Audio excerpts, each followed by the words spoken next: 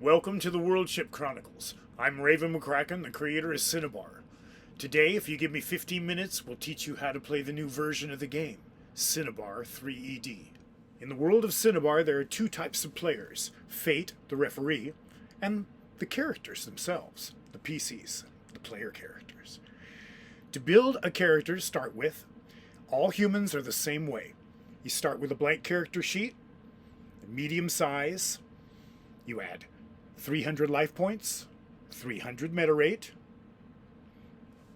2 willpower, 50 con points, and a 5 con gate.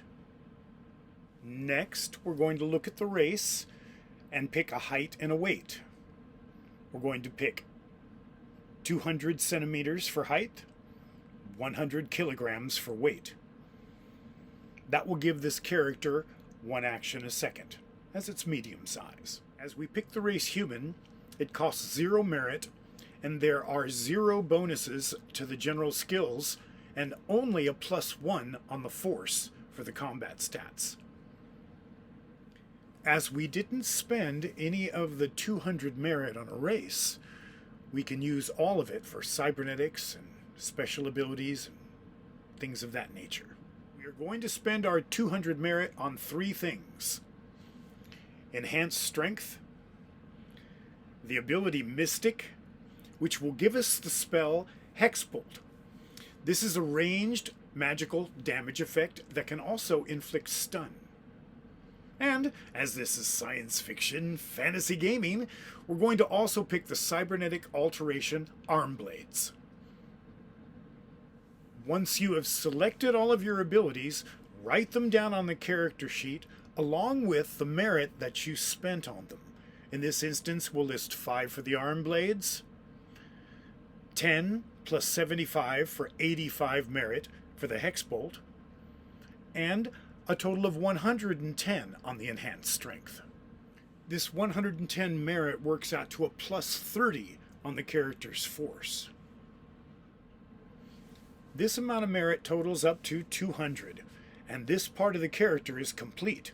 And now we move on to general skills and combat stats. We are awarded 50 merit to spend on the general skills. No more than 20 merit can be spent in any one general skill. So we will split this up with a 10 on agility, 5 on concealment, 10 on concentration, a 10 on sight, 5 on stealth, and a 10 on surprise reaction. It's an important side note to mention that we adjust the general skills first because some of these bonus the combat stats. Just like the general skills, we are awarded 50 merit to spend on the combat stats. Same limitations apply, no more than 20 in any one combat stat. So, we're going to put 20 on block, 10 on force, and 20 on shot. Now, the reason why we put this bonus on block is we will get a Vam Brace later on in the equipment, and it will give us an additional bonus. If you remember, I mentioned that some of the general skills give adjustments to the combat stats. Well, if you look in the following columns, you see there's a +2 on dodge, a +2 on sacrifice, and a +2 on shot. We have 3 more scores that we have to determine, and for these we shall require a calculator. The first one is max lift. Multiply the character's weight by the table, as shown, for 0.66 for a medium-sized creature. This works out to 66 kilos. Then multiply the force times 10 and add those two together for 476 kilograms, or a total lift of about 1,049 pounds. To determine your character's running speed, you take their max lift, divide it by their weight. In this instance, it's 2.38. The next number is their weight times 0.1. In this instance, it comes out to 20. Adding the two numbers together, we get 22.38 meters per second, or around 50 miles per hour. When you divide that down to movement in second-by-second instances, it's 5.5 meters. To work out the character's jumping ranges, we take the height in centimeters, plus 10 centimeters per force point after 10. In that instance, it equals 360, for a total of 4.6 meters, with a 46 centimeter vertical jump. This is from a standing position.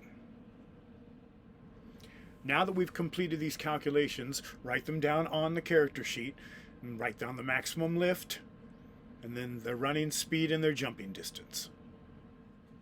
The next step is provisions. We could spend hours on this, but instead we're just going to pick up two pieces of equipment. The first is mantle leather armor. As you can see, it awards a +9 protection factors. However, it has the detriment of taking away 1 from all your fate rolls. The next step is purchasing the vambrace. This adds +2.5 protection factors and also awards a +15 on block. With the advent of equipment, you heard me mention protection factors. Protection factors divide any damage. Our armor has 12.5 protection factors, so any bit of damage we hit, whether it's magic or physical, will be divided by 12.5. To make an object bypass some protection factors, you sharpen it. Blunt objects do not bypass protection factors. Sharpening an object costs money, but you can also get a material that is sharp. You can also buy special materials like Forgotten Steel, Mage Wood, Earth Root, and these will essentially sharpen a power-based effect or a magic spell, enabling it to bypass armor. With all of this completed, we now need to finish our character sheet. We take the scores across the sheet, subtracting 1 for the armor, and we list in the end, in the nulled column, the scores that all add up and can't be nullified. That's why the listing for the force is there. And then in the normal column, which is what we will be using. With all of this done, we begin by locking the character scores in place and choosing the name Jimmy Chicago for the character and the physical description of tan skin, black hair, and brown eyes. Once you've completed all of this, the character is ready to play. Welcome back. We've finished our character, scores are locked in place, and now it's time to learn how to play the world of Synnibarr 3ED. We've mentioned a lot of terms and we haven't explained them, save for protection factors. And that is simply because you will learn how to apply all of these as we go. In this particular instance, I'm going to play Fate. So, we shall begin. Our scene opens with Jimmy Chicago standing before a rotting rope bridge that stretches to Cragmoat. The target number required to cross is 90 or better. Jimmy has to roll using his agility skill, which, as we know, is a +10. Jimmy makes the crossing, knowing that if he fails, he will die. 61. +10 is 71. Doesn't make the 90. And Jimmy falls to his death. But that's not Synnibarr 3ED. In this new version of the game, we can apply effort. Every constitution point he burns adds +5 to a dice roll. For this second, Jimmy can burn his entire con gate, which is 5. 5 times 5 equals 25. Added to the 10 is 35. And added to the 61 makes 96. And just what he needs to make the crossing safely. Once safely across the bridge, Jimmy encounters a gate. He has to lift this. It weighs 1,600 kilograms, Fate informs him. Jimmy can lift just under 500 kilograms. In order to lift this gate, once again, he's going to have to apply effort, and that means burning Constitution. For force, we burn Constitution as a multiplier. So he burns 4 con points times his 41 force for 164. He can lift 10 times that in kilograms. Now, Jimmy can lift the gate. Once through the gate, Jimmy releases it and it slams hard to the ground and there's a calamity. A rock falls from above. So we roll the rock shot and the rock gets a 73. Jimmy has to roll a 73 or better. As we know, he has a plus 34 on block. So, Fate says, do you want to burn any con? Jimmy says, no, I'll just take a chance and make the roll without burning energy. And he rolls a 40 and barely squeaks by, blocking the rock. The rock itself does whatever its damage and weight is, weighs a kilogram. It'll do 10 points of damage to his vambrace that he puts up for a block. The interplay between shots and fate is always the same. You roll a shot, and the person has to roll a fate that meets it or exceeds it. That's the way it works. The defenders always win ties. Once past the falling rock, fate details to Jimmy that there's a path that leads forward. Jimmy asks if he can have a sight roll. The referee says, of course. To detect traps, it's got to be a 60 or better. Jimmy has a plus 10, and the referee asks him if he wants to burn any energy. So he's conservative and burns 2 con points, adding another 10 to his plus 10 for a plus 20. Rolls the dice. Ooh. Gets a 27 altogether. Not good enough to detect any traps. Fate says, you don't see anything. What do you do? After failing the sight roll, we give the PC another chance with something that we call surprise reaction. In the case of surprise reaction, you cannot burn con into the dice roll. If you fail the surprise reaction, you receive no fate roll versus the attack. The target number for surprise reaction is 60 or better, like all generally starting target numbers are. He rolls a 10 plus his 10 on surprise reaction and is absolutely surprised by the trap. So here's how we do damage in the new Synnibarr 3ed. We don't roll random damages. The trap does a flat 400 points of damage. It hits him. However, the steel arrowheads bypass 5 protection factors, so we subtract 5 from the 12.5, leaving 7.5. Now when he gets hit, we divide the 400 points by 7.5, and we get a total of 53.3 life points. That's how we do damage. Damage is divided by the armor. Now that our character's taken damage, we subtract the 53.3 and get 246.6 life points remaining. Important side note, once you reduce a character's life points a certain amount, they start losing some of their stats. We don't have a glass cannon effect in this. Now we come to the point where I get to describe my favorite new part of the game, Cogency. The formula is Constitution times merit equals Cogency. Jimmy Chicago is going to fire a hex bolt at a bird flying overhead, see if he can hit it. From our character sheet, we saw that Jimmy Chicago has 85 merit in his hex bolt. 1 constitution point into that hex bolt will do 85 points of damage. Or if it were a shield, it would block 85 points of damage.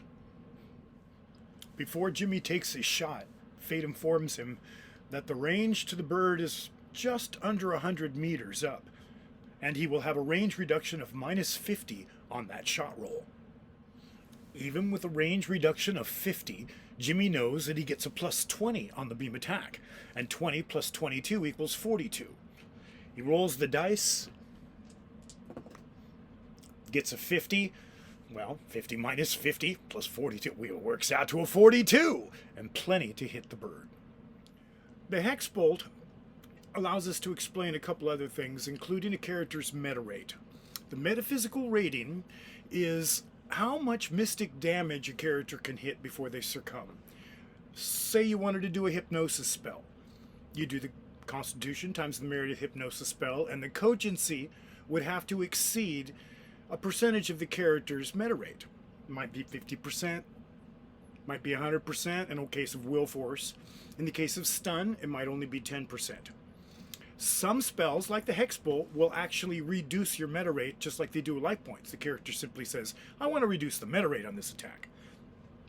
If you beat the 10% rate, then you could stun something with the Hex Bolt.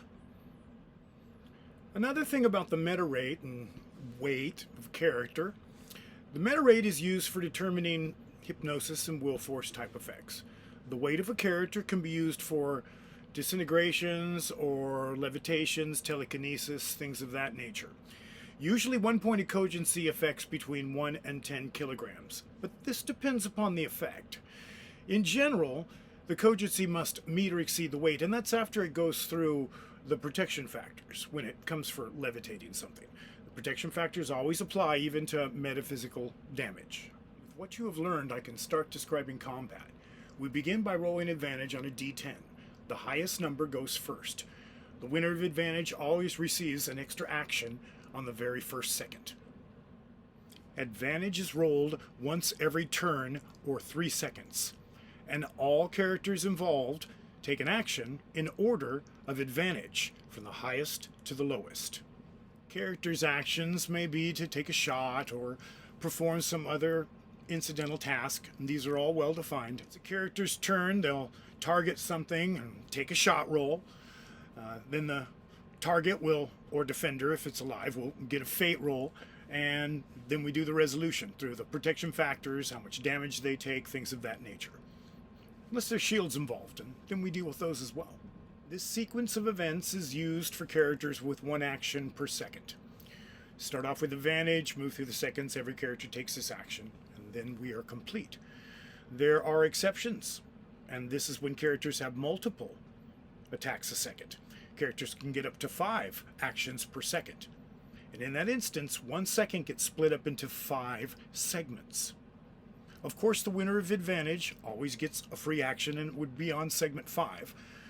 Even if they only had 1 action, and then they might go on the first segment of that second.